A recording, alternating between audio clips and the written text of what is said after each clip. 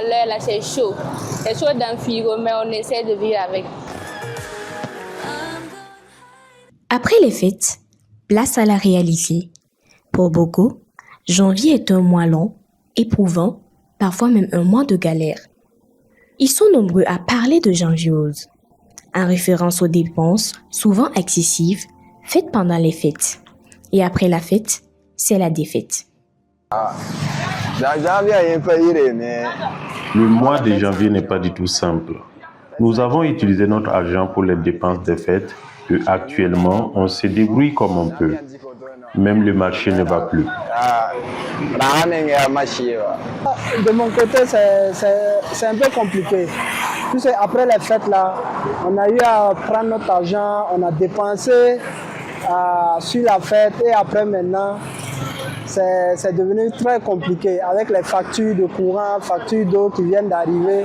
Ça fait qu'à l'heure, là, c'est compliqué. Et en plus, le mois de janvier, là, elle est plus longue. Elle est plus longue. Donc, c'est très compliqué. C'est très compliqué à supporter. Moi, particulièrement, le mois de janvier, pour ne pas dire que c'est un mois très dur avec moi, mais c'est pas simple. Voilà, on a pris nos argent, voilà, pour les dépenses, pour la nourriture, pour des habits. Donc à l'heure, là, c'est chaud. C'est chaud dans le frigo, mais on essaie de vivre avec. Vraiment, à l'heure, le quotidien, là, c'est pas simple. Même à midi, là, on n'a rien à manger, on est là seulement. D'autres, en revanche, disent ne rien ressentir de particulier. Pour eux, cette maladie de janvier serait surtout liée à une mauvaise gestion du budget et à un manque de prévoyance.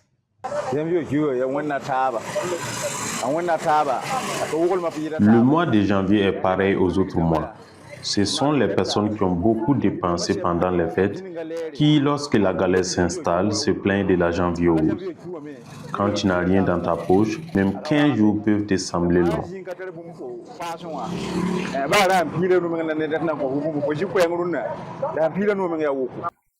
La solution, selon certains, reste simple.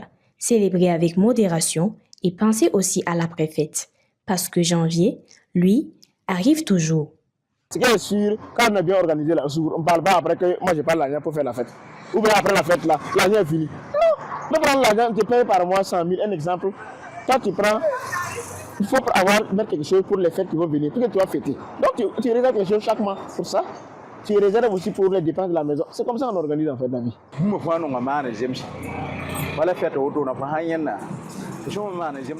Toute chose doit se faire avec modération. Si tu célèbres les fêtes au-delà de tes moyens, au point de vider toutes tes économies, après les fêtes, tu es obligé de repartir à zéro. Je conseille donc aux gens de faire très attention afin de ne pas se retrouver à pleurer après les fêtes. Un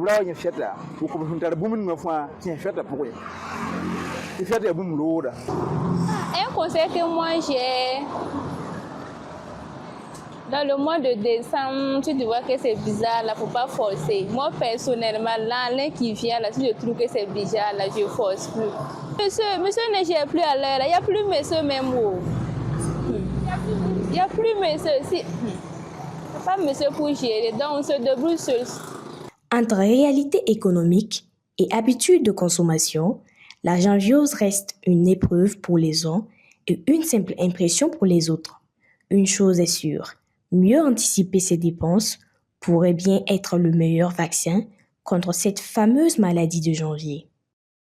Fadi Mao TV, les racines de l'actu.